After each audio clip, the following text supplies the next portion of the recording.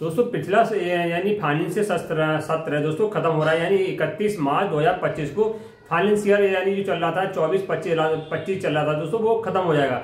अब ये 1 अप्रैल से दोस्तों और दूसरा फाइनेंशियल नया फाइनेंशियल ईयर दोस्तों चालू हो जाएगा। यानी आयकर विभाग के अनुसार दोस्तों क्या होता है कि 1 अप्रैल से लेकर 31 मार्च तक एक फाइनेंशियल यानी 1 साल होता है दोस्तों। यानी अपना नया साल दोस्तों आम भाषा में दोस्तों क्या होता है, जनवरी में नया साल आता है, मगर जो आयकर विभाग का दोस्तों क्या है 31 मार्च को एंड होता है नया साल, और 1 फरवरी को नया साल 1 अप्रैल को नया साल दोस्तों आता है। तो 31 मार्च को नया साल पुराना साल दोस्तों खत्म हो रहा है और नया फाइनेंशियल ईयर दोस्तों 1 अप्रैल को चालू है। अब 1 अप्रैल को नया फाइनेंशियल चालू हो रहा है दोस्तों, इसमें आरबीआई ने दोस्तों क्या कि सेविंग अकाउंट संबंधित नए रूल्स जारी कर दिए हैं।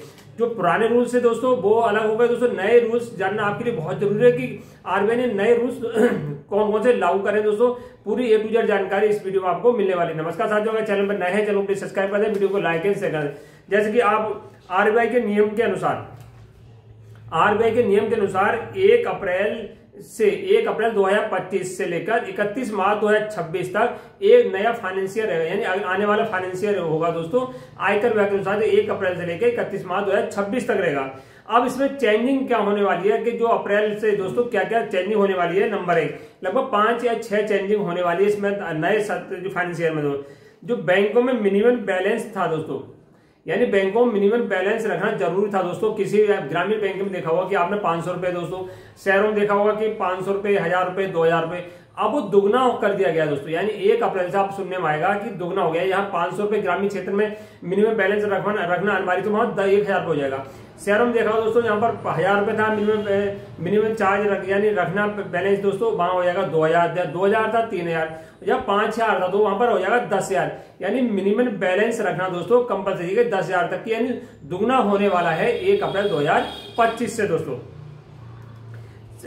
शहरी क्षेत्र हो या ग्रामीण क्षेत्र हो, सभी में ये रेट दोस्तों बढ़ने वाले हैं। ग्रामीण क्षेत्र के भी, शहरी क्षेत्र को भी, सभी में बढ़ेंगे। यानी कि खाली ग्रामीण बढ़ेंगे, शहरों में यानी मिनिमम बैलेंस रखना आप चेक कर लीजिए कि 1 अप्रैल के बाद मालूम कर लीजिए बैंक में जाके कि जो मिनिमम बैलेंस का जो रेट है वो कितना है, देखना ना। फिर ऐसा नहीं हो कि बाई चांस आपका जो मिनिमम बैलेंस रखे हैं, मान लो 1000 रुपए रखे हो जाए 2000 रुपए, तो वो आपका माइनस में चला जाएगा। दूसरा नियम जो लागू हो जाएगा 1 अप्रैल से, दूसरा नियम 1 जो अप्रैल से लागू हो जाएगा वो होगा सीनियर सिटीजन के लिए। जैसा कि आपको मालूम होगा सीनियर सिटीजन यानी 24 जो फाइनेंशियल था 24-25 था दोस्तों, उसमें क्या था कि सीनियर सिटीजन जो आपका एफडी कराते थे या जो इंटरेस्ट लेते थे, वो अब क्या है कि एफडी में इंटरेस्ट यानी 50,000 तक लेते थे पहले, अब उसे सीमा बढ़ाकर दोस्तों 1 अप्रैल से कर दिया 1 लाख रुपए। यानी 1 लाख रुपए तक की एफडी पे दोस्तों ब्याज लेते हैं सीनियर सिटीजन, तो उनका कोई भी टीडीएस नहीं काटा जाएगा। जो जनरल सिटीजन थे दोस्तों, जिनकी आयु 60 साल से कम है, अगर वो पहले 40,000 की जो सीमा थी दोस्तों 40,000 से बढ़ाकर वो 50,000 कर दिए। अगर 50,000 तक का वो इंटरेस्ट लेते हैं जो एफडी पे, तो कोई भी उनका टीडीएस वगैरह नहीं काटा जाएगा। अब जो सीनियर सिटीजन टीडीएस कटेगा वो 1 लाख से अधिक की जो इनकम होगी दोस्तों उस पर टीडीएस कटेगा। अगर चाहें थे, और जो जनरल का है वो कटेगा 50,000 से ऊपर। अब सीनियर सिटीजन चाहें तो कि वो चाहते हैं कि हमारा 1 लाख से भी ऊपर टीडीएस नहीं कटे, मान लो इनके 1,10,000 मिल रही है, 1,20,000 मिल रही है, अगर हमारा टीडीएस नहीं कटे दोस्तों, तो जो सीनियर सिटीजन है वो 15H फार्म भरेंगे।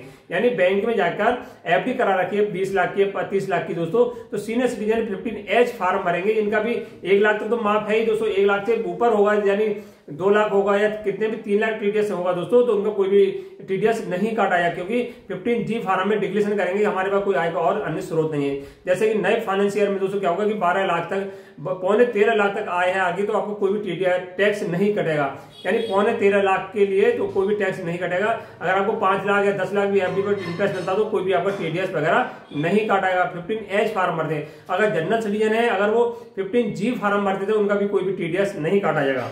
तीसरी अपडेट यह है कि एटीएम का शुल्क, जो एटीएम का शुल्क है दोस्तों, यानी आप पैसे निकालने जाते हैं, मान लिया आपके देखा हो 3 ट्रांजेक्शन फ्री होते हैं, यानी 3 बार एक बैंक से दूसरे बैंक से, अपनी ब्रांच को छोड़ दूसरे बैंक से 3 बार पैसे निकाल सकते हैं दोस्तों। उसके बाद 50 रुपए या 25 रुपए जो चार्ज लगता है दोस्तों लगता था, अब उसकी फीस बढ़ाने वाली है। मान लो 10 रुपए चार्ज लगता था, वहां 15 रुपए हो जाएगा, 15 लगता था 20 रुपए। यानी जो फ्री में जो मिलता था कि 3 बार 4 बार दोस्तों पैसे निकालने के लिए, वो 3 के बाद के 4 के बाद जो जैसे ही आप ज्यादा पैसे निकालें किसी अदर एटीएम से, तो पीएनबी का एटीएम है आपके पास, आप निकालने एसबीआई दोस्तों, तो 3 बार तक फ्री होगा, और 3 बार के बाद दोस्तों उसके चार्ज है वो बढ़ जाएंगे, पहले से बड़े मिलेंगे।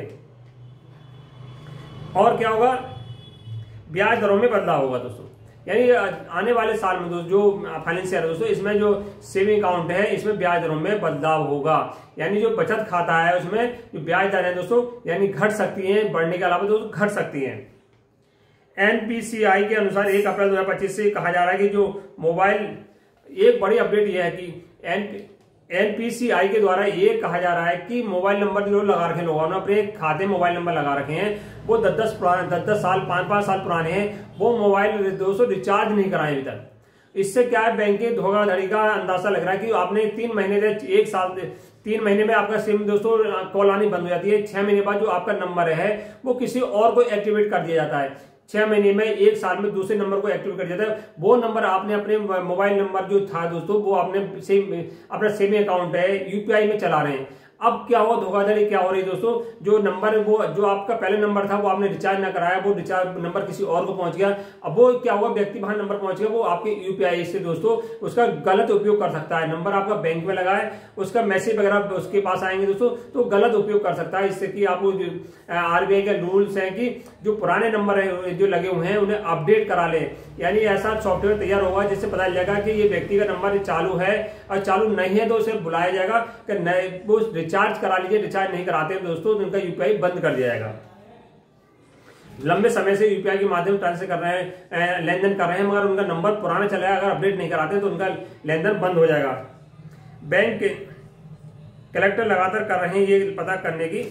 अगला अपडेट दोस्तों ये है, यूपीआई जो यूपीआई है दोस्तों उसमें पारदर्शिता लाई जाएगी और आकर्षक बनाया जाएगा। यूपीआई के माध्यम से ट्रांसफर लेन देन करते हैं दोस्तों, उसे और पारदर्शिता और उसे बेनिफिट यानी सरकार देने वाली है, आरबीआई दोस्तों देने वाली है। 1 अप्रैल 2025 से यूपीआई में कुछ ना कुछ चेंजिंग होने वाली है। और अब दूसरी चेंजिंग ये होने वाली है कि जो सेविंग अकाउंट में केवल आप सेविंग अकाउंट में जो केवल आप 10 लाख के ही लेन देन कर सकते हैं नगद में, और 10 लाख ही दोस्तों प्राप्त कर सकते हैं, 10 लाख ही जमा कर सकते हैं। अगर इससे ज्यादा करेंगे तो आपको 300% पेनल्टी पड़ने वाली दोस्तों। ये नए अपडेट है 1 अप्रैल 2025 से लागू होने वाले दोस्तों। नमस्कार साथियों।